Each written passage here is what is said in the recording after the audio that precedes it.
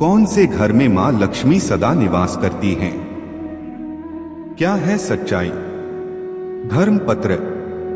जय श्री कृष्णा मित्रों, राते राते मित्रों, आज हम आपको दीपावली पर धन की कमी न होने के कुछ उपायों को बता रहे हैं। अगर आप इस वीडियो में बताए गए उपायों को अपनाते हैं तो माता लक्ष्मी आप पर सदैव कृपा बनाए रखेंगी। तो मित्रों, सबसे पहले मैं आपको एक छोटी सी कहानी सुनाता हूँ। इस कहानी को अंतिम तक अवश्य सुनिए। अगर यह कहानी आप अंतिम तक सुनते हैं और इस वीडियो पर बताए गए उपायों पर अगर आप अमल करते हैं तो आप और माँ लक्ष्मी धन की वर्षा अवश्य करेंगी। दोस्तों, बहुत समय पहले की बात है। एक गाँव में धर्मप्रिय नामक व्यक्ति रहा करता था। धर्मप्रिय का जीवन सादा और संतोषजनक था, परंतु उसे हमेशा धन की कमी की चिंता सताती थी। वह सोचता था, क्या कोई ऐसा उपाय है जिससे वह अपनी संपत्ति में वृद्धि कर सके, साथ ही धर्म का भी पालन कर सके। धर्मप्रिय के एक गुरु थे, वह बहुत विद्वान और वेद पुराणों के ज्ञाता थे।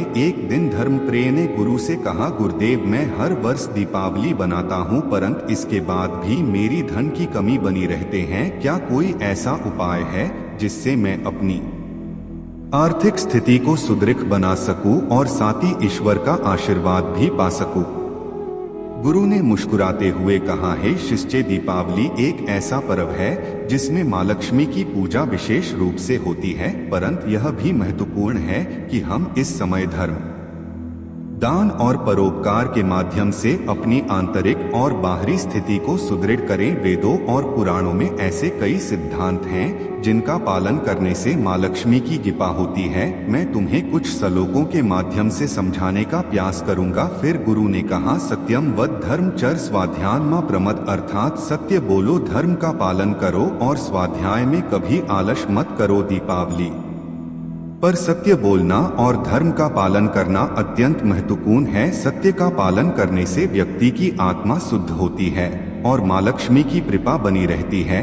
इसके साथ ही जो कुछ भी तुम्हारे पास है उसका एक भाग दान में देना चाहिए। दान से धन के व्यक्ति होती है, क्योंकि दान से पुण्य अर्जित होता है और माँ लक्ष्मी का आशीर्वाद मिलता है। धर्मप्रिय ने सोचा कि वह सत्य का पालन तो करता है, लेकिन दान में वह बहुत कम देता है। उसने निर्णय किया कि वह इस दीपावली पर जरूरतमंदों को अपने सामर्थ्य के अनुसार दान करेगा।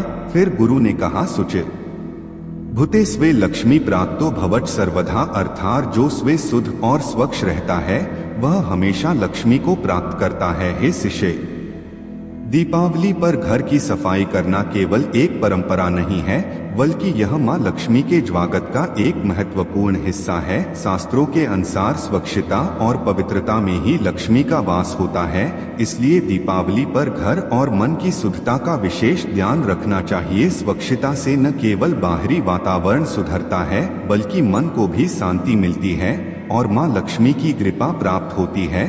फिर गुरु ने कहा, न वित्ते तपसा न विद्या न च योगेन, अर्थात धन, तपस्या, विद्या या योग से भी बड़ी चीज संतोष है। संतोष ही सबसे बड़ा लाभ है। संतोष से हृदय को शांति मिलती है। संतोष का अर्थ है कि हमें अपने पास जो है उसमें संतुष्ट रहना चाहिए। यदि हम अपने धन और साधनों में संतोष नहीं रखते तो लक्ष्मी का आना भी व्यर्थ हो जाता है। संतोष ही मनुष्य हमेशा सुखी रहता है और उसकी प्रगति होती रहती है। गुरु ने अपने शिष्यों को समझाते हुए फिर कहा, क्षमा धर्मस्य भूषणम सहिष्णुता व्रतेषु यस्रहिते क्षमा अस्तिता तस्य लक्ष्मी स्थिरा भवेत्, अर्थात क्षमा धर्म का आभूषण है। सहनशीलता व्रतों का पालन करने में सहायक होती है।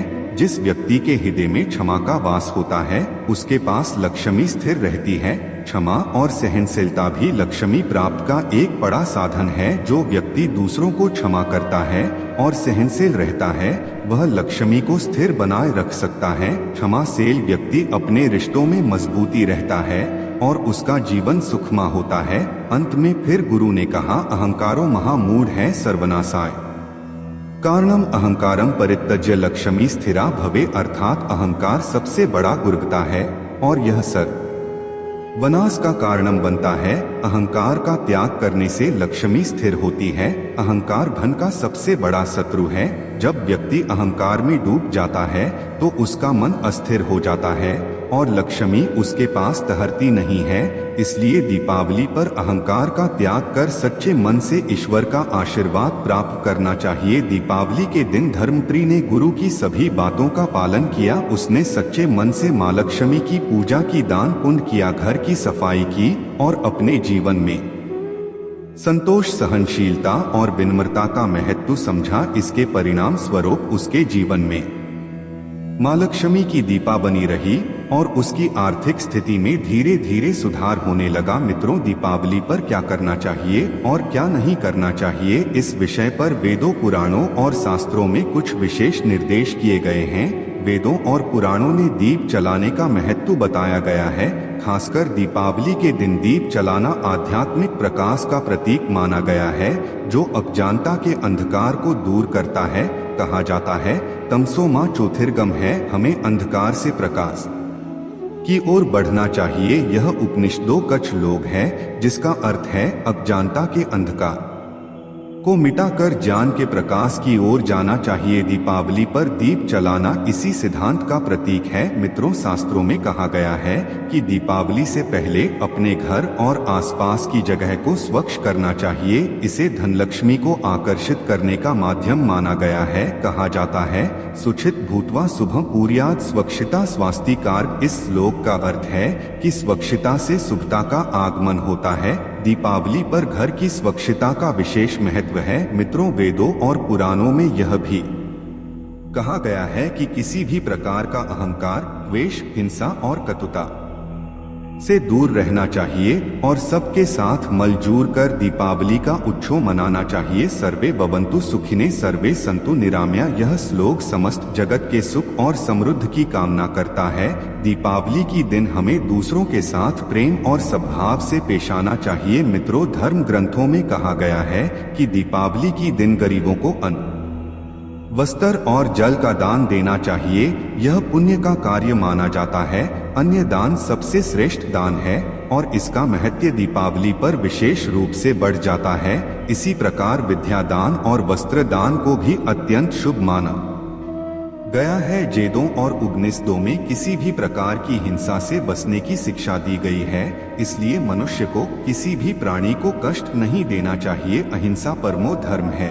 अहिंसा को सबसे बड़ा धर्म माना गया है। अतः हमें ऐसा कोई कारण नहीं करना चाहिए जिससे किसी प्राणी को कष्ट हो। मित्रों, पुराणों में कहा गया है कि दीपावली ये दिन रात्रि जागरण करके भगवान के ध्यान में लीन रहना चाहिए, क्योंकि इस दिन विशेष आध्यात्मिक ऊर्जा का संचार होता है। कहा जाता है, जागृत रहो, भगवान का नाम लो। रात्रि जागरण के द्वारा नकारात्मक ऊर्जाओं को दूर करने का माध्यम माना गया है। इस दिन जागरण करने से घर में सुख शांति बनी रहती है। तुम इतनों प्रेम से एक बार कमेंट में लिख दीजिए, जय श्री नारायण, जय मां लक्ष्मी।